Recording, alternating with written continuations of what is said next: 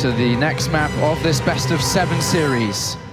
And of course, down here, spawning as the red Protoss player, playing for Team Alliance, it's NaNiwa.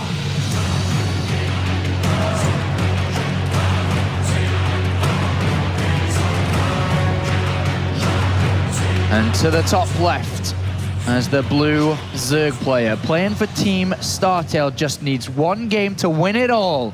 It's Life. Did you see NaNiwa's stare of death? Yes.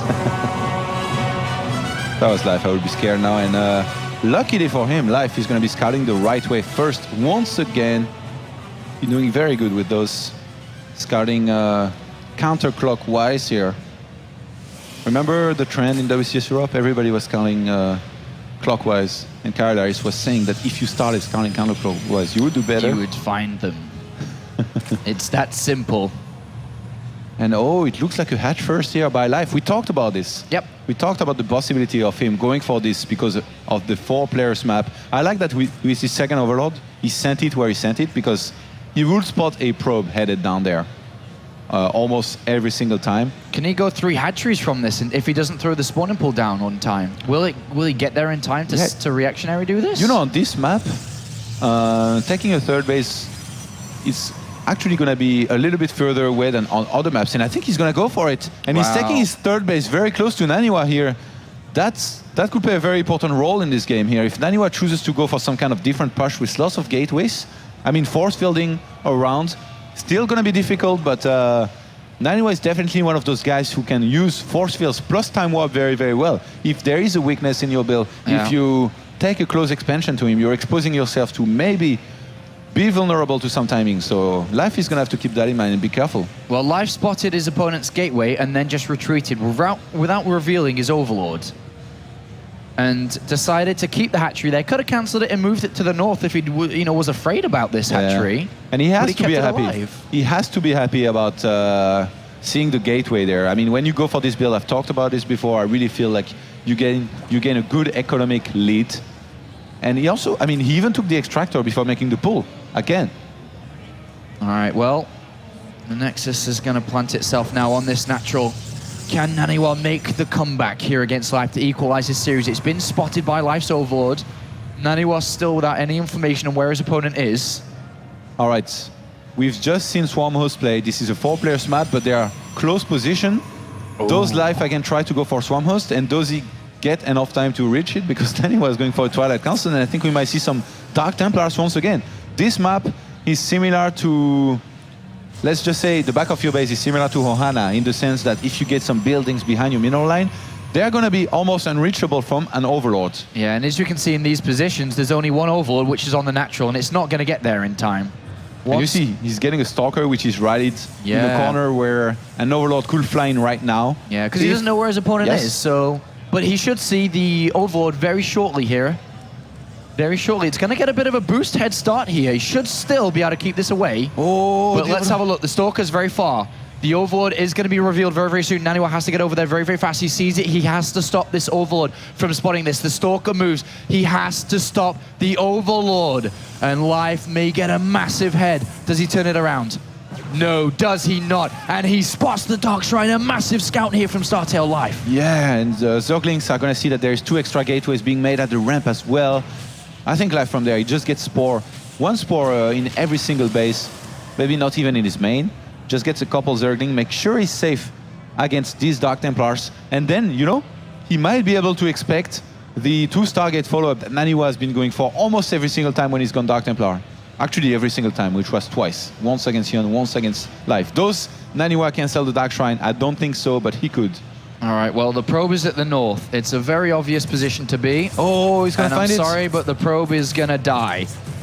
Without proxying anything is before. Gone. There is no pylon. There is nowhere to reinforce this from. 3 Spore Crawlers are there. NaNiwa seen the Spore Crawlers being put down. He decides to just take a 3rd. Yeah, he has to make something special happen from there.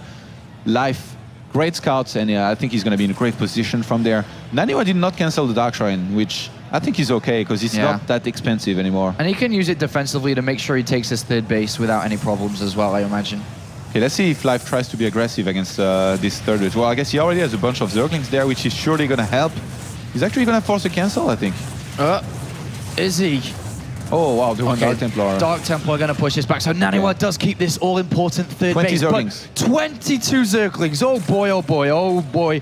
This is going to be interesting because this, I think, is going to be very difficult to hold here. NaNiwa, how does he hold it? Does he warp in 2 more DTs? Is 3 DTs against all this going to be enough? Look at this. Micro from Life. He's running around, not taking hits. The Nexus is 25 seconds from finishing. The Photon Overcharge will help a lot against this, but remember, the Nexus already took some damage. He's not going to come out with full hit points here. All right, so it's just one shot to hit a Zergling. There's a lot of them. That's like 20, 30 odd swipes that he has to maintain here. The Photon Overcharge is going to be nice. It's going to help out a lot. But NaNiwa has to warp in more units. He's warping in 3 Zealots, and he is going to hold it for now. But Life's going to gun-ho for it. Photon Overcharge activated, and Life does back off. And NaNiwa, even though very tense, nice hold, and he goes for the double Stargate behind his trademark when he opens with Dark Templar. 18 more links, you're joking me. He's got 18 more links on the way. And if NaNiwa starts walling this Nexus off and also chrono boosting it to regenerate the shield faster, he's gonna hold quite comfortably. Oh my god, 26. Life's going for it. Life's going for it.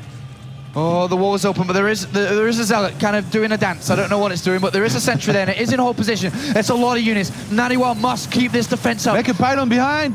Oh, he's gonna force field. Okay, but there's a lot more where this is coming from. There's a lot of Zerglings being put down. DTs have to be defending here. They need to be warped in massive numbers. More Zealots coming in. And is this going to be possible? Is NaNiwa going to hold this on? There's so much investment to units here that Life was thrown into this. There's an Overseer coming in. Uh-oh, Dark Templar's gone. The Nexus is at 600 hit points, 500, 400, and it's falling fast. It's gonna fall here, and NaNiwa is gonna lose this third Nexus, and Life puts himself in a good lead.